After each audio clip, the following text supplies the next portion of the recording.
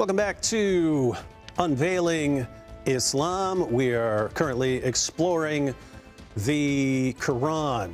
And Brother Rashid. Yes. I've heard that the Quran... You always hear stuff. I've heard that the Quran is a miracle, and then looking into this, this is one of the main arguments, if not the main argument, that the Quran gives for its divine authority and inspiration. So are you familiar with this claim? Of course. I think it's one of the first things we are taught when we're reading about the Quran. The Quran is unique. Nobody can produce anything like it. It's the miracle of miracles. It's the miracle that Muhammad had, and they always use, even at school, they used to use this. They say, in the time of Jesus, medicine was the most powerful thing, so that's why healing was the miracle of Jesus. In the time of Moses, it was magic, so he did the most powerful magic. Which is not true when you go, I mean, magic was all the time. Medicine, actually, we have the most powerful medicine today, so if Muhammad was going to do something, it should have been done now with medicine. And then those same people will say, but in the time of Muhammad, poetry was the most amazing thing around. And poets were everywhere. Yeah, the Greeks had poets. Yeah, and where are they getting this from, that this is the most amazing thing of the time? When, if you read the sources, Muhammad's bringing up these chapters, and the unbelievers aren't impressed. They're saying, come on, anyone can do this. Actually, Arabs, they ridiculed the Quran. Yeah. They ridiculed the Quran, and I can read later. Let us go through the challenge first. All right. What is the challenge as laid out? Because this is important to distinguish. Like, there are Muslims who will say, there are scientific miracles in the Quran or something. But that's not a claim that the Quran. It's not the Quran saying, scientific miracles or something like that. But here, this is an actual argument in the Quran itself. They say, for example, Surah 17, verse 88, Surah Al-Isra. Say, if mankind and the jinn gathered in order to produce the like of this Quran, they could not produce the like of it, even if they were to each other assistants. So us as human beings can't do it. And the jinn, they can't do it either. So it's the challenge for everybody. And Muslims believe this is true until today.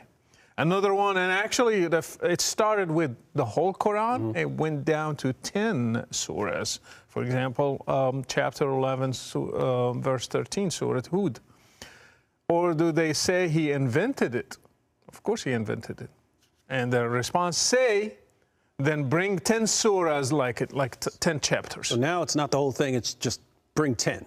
Bring 10. And then they say it came to 1. For example, 10:38, Surah Yunus, or they say about the Prophet, he invented it, say, then bring forth a surah like it. Bring one. And the shortest one has only 3 verses. Yeah, very small. So they say, bring just 3 verses. Bring something tiny like that. And we want to give I want to give people a couple of examples of what we're talking about here with these shorter surahs.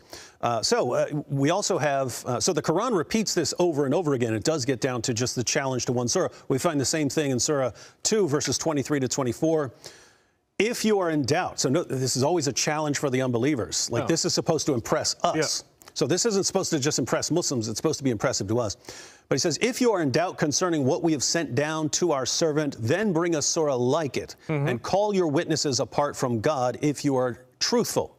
And if you do not, and you will not, then be mindful of the fire whose fuel is men and stones, which is prepared for the disbelievers. So he's saying, if you can't bring a chapter like this, and you will not, and you won't, then get ready for hell. And this is so weird because, I mean, imagine someone coming up saying, hey, if you can't write a symphony like Mozart, like assuming this was, so even if this were the greatest thing we had ever seen, If someone came up and said, hey, if you can't write a symphony like Mozart, you have to admit that it's the music of God, I'd be like, what? That doesn't mean that at all. If you can't write the crime and punishment for Dostoevsky, then Dostoevsky is a prophet. Then he's a prophet, and you have to believe everything he says. Well, that's very absurd. That's insane. That's absolutely insane. And the problem, if I do something like it, they will say, you imitated it. Yeah. And if I do something different, they say, it's not like it. Yeah, so there's no way. And that's the problem. This is supposed to be a challenge for us, but they set themselves up as the judges of the contest. And so it's, wait, this is a challenge for us. We're supposed to be impressed by this. Let me tell you, if they say the jinn and us all together, we cannot produce something like this. There is a surah in the Quran called Surah Al-Jinn. The jinn are talking. Actually, the Quran is quoting the first 15 verses. He's just quoting the jinn, what they're saying. So here they produce 15 verses. So if somebody says, no, he was like summarizing or paraphrasing what they are saying, then he's not really faithful to what they have said. Since they talk Arabic and they say these words, he should just have quoted them. We have quotes from Pharaoh. We have quotes from Moses. We have quotes from everybody in the Quran. So they're quoting in perfect Quranic verses. Yeah. That's how they're talking. And then the Quran records them, and they all talk exactly like the Quran talks. Exactly. And the other thing is, as I said, Arabs ridiculed the Quran. For example, Surah Al-An'am 668. And when you see those who engage in offense discourse, means they're ridiculing the Quran, considering our verses, then turn away from them until they enter to another conversation. So they were not impressed. Actually, they ridiculed the Quran. And there is another surah, Surah Al-Nisa, 140. It says, and it has already come down to you in the book, which means the Quran, that when you hear the verses of Allah recited and they are denied by them and ridiculed, so do not sit with them until they enter to another conversation. And this is in Medina. So people made fun. It was like a show where people gathered and started making fun of the Quran. And Muhammad actually is sitting with them, and then Allah has to intervene. He said, get up and leave, because that's not nice, actually. Yeah, there's also in Ibn Ishaq, there's that guy Al-Nadir who used to follow Muhammad around. Muhammad would get up and recite his revelation, and Al-Nadir would get up after him and also read some poetry of his own. And then he would challenge the Muslims and say, show me any way that Muhammad's verses are superior to mine. I don't think they did. They eventually killed him. After they captured him. So, David, you are not impressed by the Quran? No, let me give you an example, because if people aren't familiar with the Quran, you mentioned that some of these are extremely short. Let me give a couple examples. I will read a couple of complete chapters. These are complete chapters. So this is Surah 108. This is the study Quran, so they translate Allah as God. So Surah 108, in the name of God, the compassionate, the merciful, truly we have bestowed abundant good upon thee. So pray to thy Lord and sacrifice. Truly thine enemy shall be the one without posterity. Right. So that's an entire chapter. Yeah. Surah 109. So you just read an entire chapter. That's an entire chapter. By the way, we use, as kids, memorize these first, so we can use I know that. Nabil could quote all so this. you use them in the prayers because they're quick. It will not take us a long time. So we just say them, and we do our duty and we leave. And so notice that the Quran's challenge is, hey, produce something like that. It's like, wait, some of these are only a couple verses. Surah 109. In the name of God, the compassionate, the merciful, say, O disbelievers, I worship not what you worship, nor are you worshippers of what I worship, nor am I a worshipper of what you worship, nor are you worshippers of what I worship. Unto you your religion, and unto me my religion. Like, who worships what? No. This is the most amazing thing. No one can write something like that. I'll read one more, just because this is a famous chapter of the Quran, Surah 110. In the name of God, the compassionate, the merciful, when God's help and victory come, and you see mankind entering God's religion in throngs, hymn the praise of thy Lord and seek forgiveness from him. Truly he is ever relenting. So Muslims look at this and they're impressed by this. And I would look at this and I would say,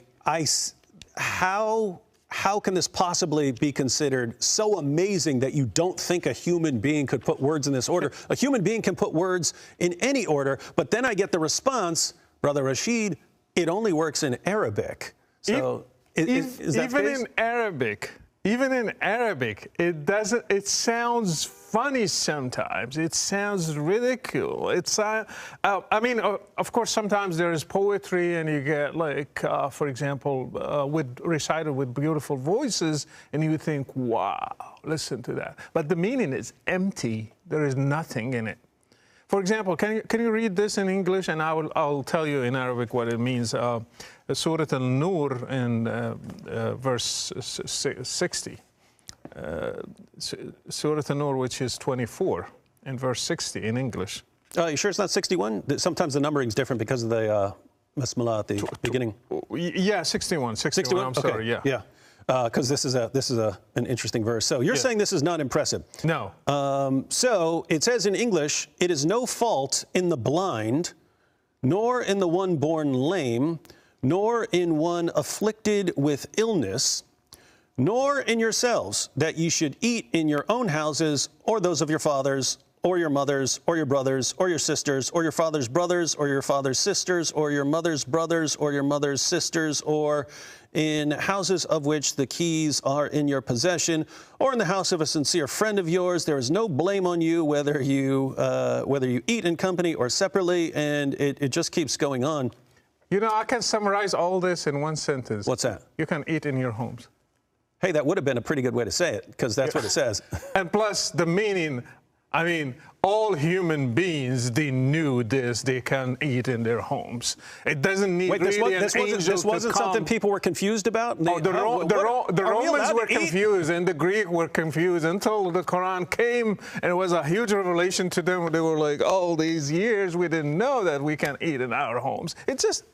So there you're actually pointing out, hey, he just said it's okay to eat at someone's house, but it says, oh, and if you're blind and if you're lame, or if it's you, and yet you still can't eat in your home, and it's just nonsense. Even in Arabic, it's nonsense.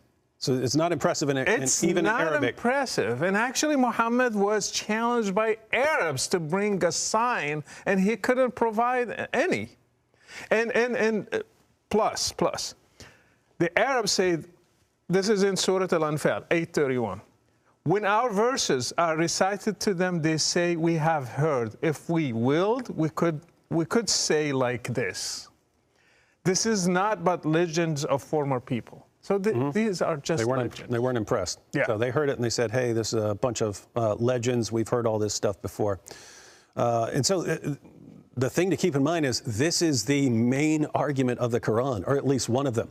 Yeah. The Quran is so amazing that it's a miracle in the Arabic language. We read it, it makes no sense, and the response from Muslims is, but if you knew Arabic, then you would see how beautiful it is, and you're saying it's not the case. I know Arabic, and I say no. All right, ladies and gentlemen, well, you heard it here. The main argument for the Quran is a horrible disaster, and that's the best the God of Islam could come up with. We'll see if there are any more problems with any arguments here in upcoming episodes.